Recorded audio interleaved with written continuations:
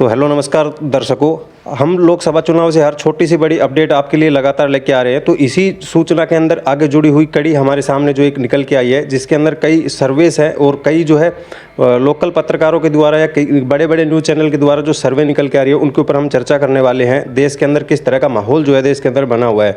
तो सर, एक बार जो आपके सामने जिन जिन सर्वे की अपन चर्चा करने वाले हैं आज, इनके ऊपर एक बार दर्शकों को आप बताओ कि किस प्रकार की जो अपनी चर्चा आगे बढ़ाते हैं अपन। इस वीडियो में एक्सिस माई इंडिया के सर्वे पे हम डिस्कस करेंगे जी, जो अभी सोशल मीडिया पर काफ़ी वायरल है। जी, उसमें एनडीए को कितनी सीटें मिल रही हैं, इंडिया गठबंधन को कितनी सीटें मिल रही हैं और अदर्स को कितनी सीटें मिल रही हैं। जी। लेकिन जैसे बात करें सर, इस बार जैसे चुनाव की हम बात भी करें, ये बात कहीं ना कहीं एक एक्सिस माई इंडिया, जैसा आपने बताया कि एक सर्वे जो सामने निकल के आया, उसके अंदर भी कहीं ना कहीं सच होती हुई दिखाई दे रही है कि जो कांग्रेस पार्टी है वो अपना पकड़ जो है वो प्रधानमंत्री की सीट के ऊपर कहीं ना कहीं, या फिर आपका यूँ कह लें कि भाई लोकसभा के अंदर अपनी पकड़ जो है बनाती हुई कहीं ना कहीं दिखाई दे रही है। तो एक बार जो सर्वे भी जो सामने निकल के आ रही है वो भी आप जो है दर्शकों के साथ शेयर करें। देखो, एक्सिस माई इंडिया का एक सर्वे वायरल हुआ है जी, जिसमें बताया गया है कि एनडीए को इस बार 243 से 254 सीटें मिल रही हैं। जी, जो बहुमत से 200, जो बहुमत का आंकड़ा 272 है, उससे काफ़ी दूर हैं वो। जी, जी, अगर वोट प्रतिशत की बात की जाए तो 44% है वोट परसेंट। जी, वहीं अगर इंडिया गठबंधन की बात करी जाए तो 232 से 242 सीटें उनको मिल रही है जी, और वोट परसेंट की बात करें तो 43% है। जी, अगर दोनों एनडीए और इंडिया का वोट परसेंट की तुलना की जाए, इनका 44 है और इनका 43 है, 1% का ही डिफरेंस देखा जा रहा है। लेकिन आपको नहीं लगता कि देश के अंदर किसी ना किसी प्रकार से इस बार जो है चुनाव बिल्कुल विपरीत दिशा में जाता हुआ दिखाई दे रहा है? जैसे बीजेपी के पक्ष के अंदर जो चुनाव है ये किसी ना किसी तरीके से दिखाई नहीं दे रहे, क्योंकि बड़े बड़े दिग्गज नेता जो हैं वो पहले जो चुनाव के अंदर उतरना भी नहीं चाहते थे। मैं इशारा किस तरफ कर रहा हूँ आप समझ भी गए होंगे इस बात को। लेकिन अभी फिलहाल जो है वो अपनी सीट और कहीं ना कहीं जो केंद्र की सत्ता है उसके ऊपर अपना अधिकार करना चाहते हैं। इस प्रकार से जो है चुनाव को लड़ने के लिए भी जो है आगे आते हुए दिखाई दे रहे। तो इस चीज़ के ऊपर क्या राय है आपकी, दर्शकों को बताएं सर। मुझे ऐसा लगता है आप यूपी में हुए बदलाव के बारे में बात कर रहे हैं। अखिलेश यादव जी ऐसे कन्नौज से लड़ रहे हैं, पहले उनका फैसला था कि वो नहीं लड़ रहे हैं। जी, मुझे भी ऐसा लगता है कि पहले चरण के वोट के बाद विपक्ष का कॉन्फिडेंस बढ़ गया है। जी, पहले उनको ये लग रहा था कि हम जीत ही नहीं सकते ये चुनाव। अब मुझे लगता है कि उनको ऐसा लगने लगा है कि अब सत्ता हमारे पास आ रही है। जी, अब सत्ता जब उनके पास आ रही है तो बात है कि अब केंद्र की सत्ता में किसको नहीं रहना है। जी, तो उसके लिए तो चुनाव लड़ना ही पड़ेगा, लोकसभा में रहना ही पड़ेगा। जी, तो इसलिए बदलाव हो रहे हैं, फैसले बदल रहे हैं। जी। तो सर, जैसा आपने दर्शकों को बताया कि यूपी के अंदर जिस प्रकार जो है माहौल चेंज हुआ है, और आप कह रहे हो कि भाई देश के अंदर जो जितने भी राजनेता है वो कौन नहीं चाहता कि देश की सीट के ऊपर जो है बैठना चाहे। तो प्रधानमंत्री मोदी जी जैसे लगातार 400 पार का नारा भी दे रहे हैं और लगातार जितनी मतलब दुगनी शक्ति के साथ अपनी, जैसे आपने भी देखा होगा कि भाई लोकसभा चुनाव जो है 7 स्टेज के अंदर कंप्लीट होने हैं देश के अंदर। तो जैसे जैसे चुनाव आगे बढ़ता हुआ जा रहा है तो प्रधानमंत्री मोदी जी भी लगातार दुगनी गति के साथ, दुगनी ऊर्जा के साथ जो है अपने विचार जो है लोगों के सामने रख रहे हैं। और सेम जो है कांग्रेस के ऊपर भी, और अभी आपने देखा होगा बहुत सारे हमारे दर्शक भी जानते होंगे इन चीज़ों को कि लगातार जो है पुरानी पुरानी बातें, जैसे कि इंदिरा गांधी के समय की या राजीव गांधी के समय की, या आप यूँ कहीं हेरिटेज टैक्स की बात जो है लगातार मोदी जी कर रहे हैं। तो इन चीज़ों के ऊपर भी आप एक बार राय जो है दर्शकों को देखो, मंगलसूत्र का जो स्टेटमेंट आया था जी, वो काफ़ी वायरल हुआ था जी, उसके बाद लग रहा था कि बीजेपी ने बहुत बड़ा दाव खेल दिया है जी, पर जब से कल से प्रियंका जी और राहुल गांधी का स्पीच जो आया है जी, उसके बाद लग रहा है उस स्पीच पे बहुत बड़ा काउंटर खेल दिया है। पहले गेंद बीजेपी के पाले में लग रही थी, अब गेंद कांग्रेस के पाले में लग रही है। जी, तो ये तो चुनाव जब तक चलता रहेगा, कभी इधर होगी गेंद कभी उधर होगी, ये तो चलता ही रहेगा, क्योंकि दोनों तरफ राजनीति के कद्दावर लोग बैठे हुए हैं। जी। तो कभी वो इधर से दाव खेलेंगे, कभी उधर से दाव चला जाएगा। इनकी शतरंज की चालें चली जा रही हैं। तो एक बार दर्शकों के साथ जो अपनी सर्वे रिपोर्ट है जो एक्सेस माई इंडिया जो प्रदीप गुप्ता जी के द्वारा जो निकाली गई थी, उस एक्सेस रिपोर्ट की जो है एक बार हाल हम दर्शकों को बता देते हैं। पहले मैं आपको बता देता हूँ वोट परसेंट किसका कितना है, हमने पहले भी डिस्कस कर लिया। अगर वोट परसेंट की बात करी जाए तो एनडीए जो गठबंधन है बीजेपी के साथ, उसका वोट परसेंट है 44%। इंडिया गठबंधन की बात करी जाए तो 43% है जी। और अदर्स को जो ना इंडिया में है ना एनडीए में है, या कोई तो निर्दलीय खड़ा है, कोई उनकी क्षेत्रीय पार्टियां हैं, उनका वोट परसेंट आ रहा है 13%। अब एक बार पूरे समीकरण को देखें तो अब सीटों की बात कर ली जाए। सीटों को जैसे मैंने बताया एनडीए को मिल रही हैं 243 से 254 सीटें, इंडिया गठबंधन को मिल रही हैं 232 से 242 सीटें जी। और अदर्स को मिल रही हैं 40 से 55 सीटें। जी। अगर इसमें एनडीए में अगर मैं बीजेपी की सीटों की बात करूं तो बीजेपी की सीटें मिल रही हैं 208 से 219 जी। और इसके अलायंस जो हैं मतलब जो एनडीए में हैं अन्य दल उनको 35 से 38 सीटें मिलती हुई दिखाई दे रही हैं।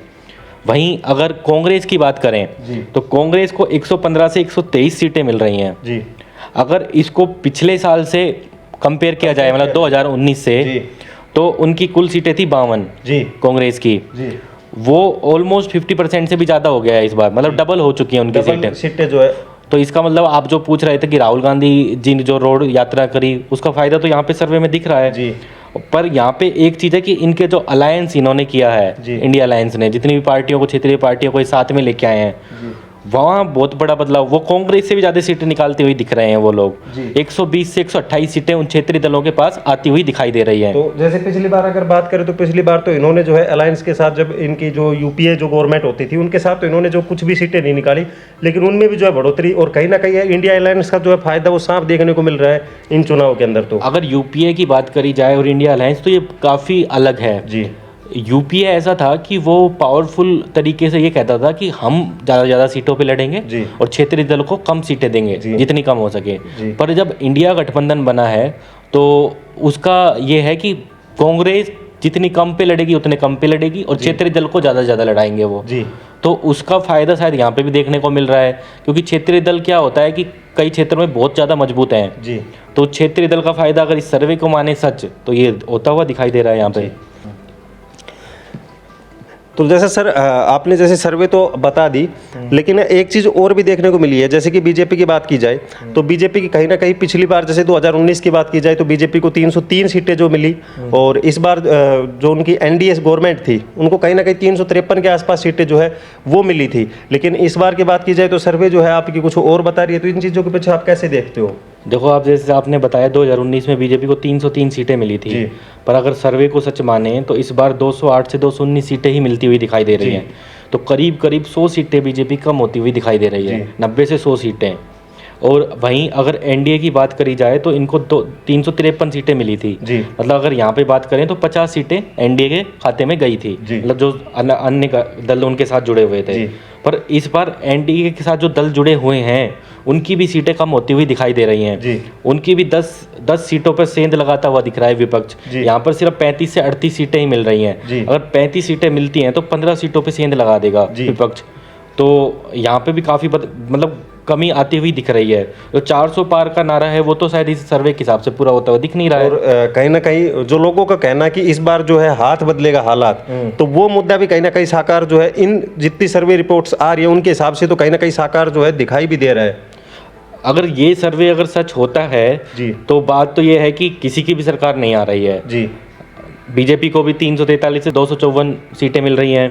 कांग्रेस की बात करें तो 232 से 242 सीटें मिल रही हैं। तो अब इसमें फैक्टर क्या काम करेगा? जी। जो ये अदर्स लोग हैं जो 50 से 55 लोग आएंगे वो सत्ता डिसाइड करेंगे कि सरकार किसकी बनेगी। लेकिन सर जिस प्रकार नरेंद्र मोदी जी जैसे लगातार चुनाव की रैलियों में अभी आपने हाल ही के अंदर देखा कि कितने गंभीर मुद्दे जो है वो विपक्ष के पर लगातार चले जा रहे हैं, जैसा कि उन्होंने 1 ईयर 1 PM इसकी योजना के ऊपर भी बात की और उन्होंने सीधा जो है विपक्ष के ऊपर आरोप लगाया। एक इसी के साथ अगर हेरिटेज टैक्स की बात कर ली जाए, जो विरासत के अंदर मिली हुई संपत्ति होती है उनकी टैक्स की बात की जाए, तो इस प्रकार के मुद्दे भी प्रधानमंत्री मोदी द्वारा लगातार जो है उठाए जा रहे हैं। कांग्रेस हो या बीजेपी दोनों की तरफ से जब बातें होती हैं तो एक वोट बैंक की लेके जो बात हो रही है, क्योंकि जिस प्रकार से 2019 के अंदर लोगों के अंदर चुनाव का एक क्रेज देखने को मिला था, उसके बाद 2014 के अंदर भी क्रेज देखने को मिला था, लेकिन फिलहाल 2024 के अंदर कहीं ना कहीं वो पिछड़ता हुआ भी दिखाई दे रहा है। अगर 2019 की बात करें तो कहीं ना कहीं 67% के आसपास वोटिंग जो है वो देखने को मिली थी, लेकिन इस बार जैसे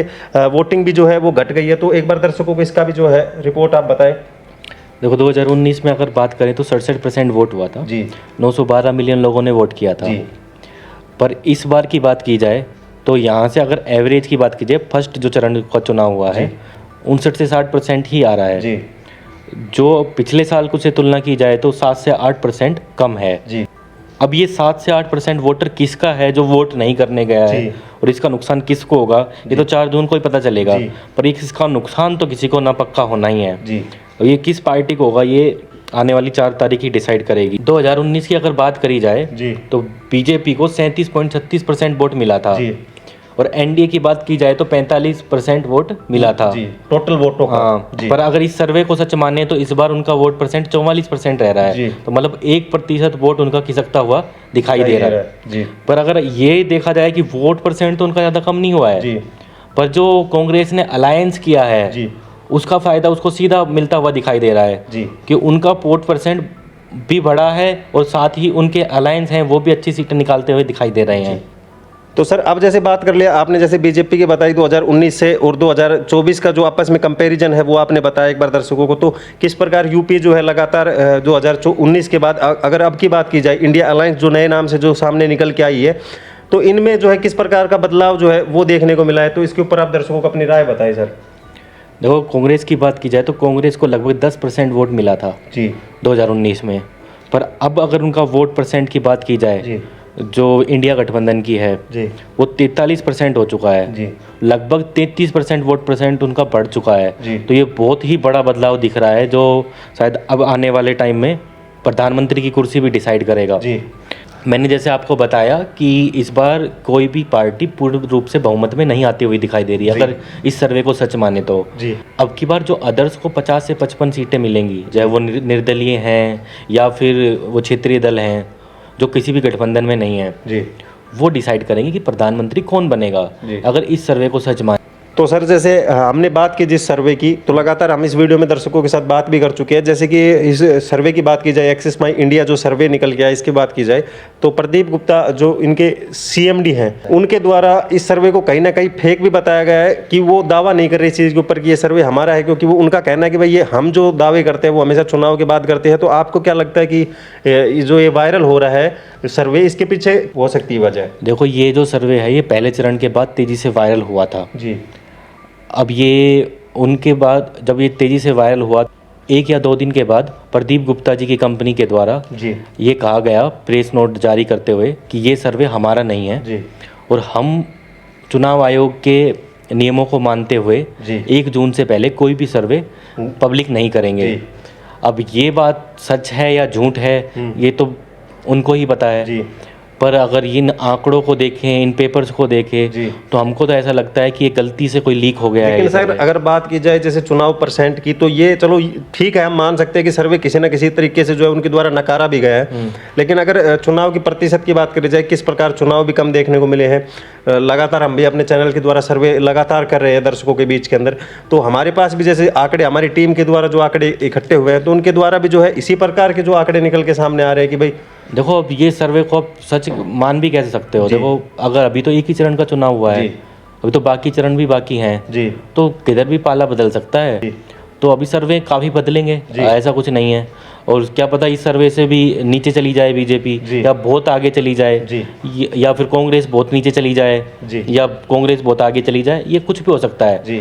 अभी 7 चरण के चुनाव बच रहे हैं, एक ही चरण का चुनाव हुआ है, तो ये 7 चरण के चुनाव हो जाएंगे, उसके बाद ही सही पता चलेगा। अब वो देखने वाली बात होगी कि इस बार वोटर निकलता है या नहीं निकलता है। अगर इस बार भी वोटर नहीं निकलता है, सत्ता पक्ष के लिए चिंता की बात होगी। जी। तो सर जैसे पार्टियों द्वारा, जैसे कि विपक्ष हो चाहे सत्ता रूरल पार्टी हो, उनके द्वारा भी और चुनाव आयोग के द्वारा मिलकर आपको नहीं लगता कि उनके द्वारा जो कैंपेनिंग जो है लोगों के अंदर अवेयरनेस जो है एक प्रकार से करनी चाहिए, ताकि जो लोग भी ज़्यादा से ज़्यादा निकल कर वोट कर सके, और कहीं ना कहीं इस संख्या को, जैसे कि आप बता रहे हो कि पिछले चुनाव के बजाय इस बार 6-7% जो है चुनाव पिछड़ गए हैं, तो इनको कहीं ना कहीं कंप्लीट करने का जो है इनके द्वारा काम किया जाना चाहिए। हमने जैसे अपील करना चाहता हूँ कि लोग ज़्यादा से ज़्यादा वोट करें, निकलें घरों से, और कोई भी पक्ष को वोट करें, पर वोट करें क्योंकि आप डिसाइड करेंगे आपका भविष्य है। अगर आपका एक वोट, क्योंकि 5 साल के बाद फिर मौका मिलेगा आपको, उससे पहले आपको मौका नहीं मिलना, अगर कुछ ऐसा नहीं हुआ कि दोबारा चुनाव नहीं होते हैं या सत्ता नहीं बदलती है। और जैसे देश के दर्शक, जैसे हमारे दर्शक हैं, वो अगर किसी पार्टी के कटाक्ष करने के इच्छुक होते हैं, तो उन्हें वोट करने का भी कहीं ना कहीं अधिकार होना चाहिए उनके पास। हाँ, घर से निकल के आपको वोट करना चाहिए। आप कहीं पे भी हो, आपकी छुट्टियां होती हैं जहाँ पे आप होते हैं, और या आप किसी भी ऑफिस में काम करते हैं, अगर आप वोट के लिए बोलेंगे तो शायद आपको छुट्टियां भी मिल जाएंगी वहाँ पे आराम से। तो आप कहीं पे भी हैं, जाइए वोट करिए। आपके घर में कोई शादी होती है और कोई फंक्शन होता है तो भी आप जाते हैं ना, तो इसको भी एक ऐसा त्यौहार मानिए, एक फंक्शन मानिए, और जाइए और वोट करिए। जी। तो आज के लिए वीडियो में इतना ही। अगर आपने वीडियो यहाँ तक देखी है तो प्लीज़ इस वीडियो को लाइक जरूर कर दें, चैनल को भी सब्सक्राइब कर ले ताकि आने वाली हर वीडियो आपको सबसे पहले मिल सके। मिलते हैं ऐसी और सर्वेस के साथ, लगातार आपके साथ जुड़े रहेंगे। अब लेते हैं हम आपसे विदा, धन्यवाद। ऐसी ही और खबरों से हमेशा अपडेट रहने के लिए चैनल को सब्सक्राइब कर लीजिए और वीडियो पसंद आया हो तो लाइक और शेयर करना ना भूलें।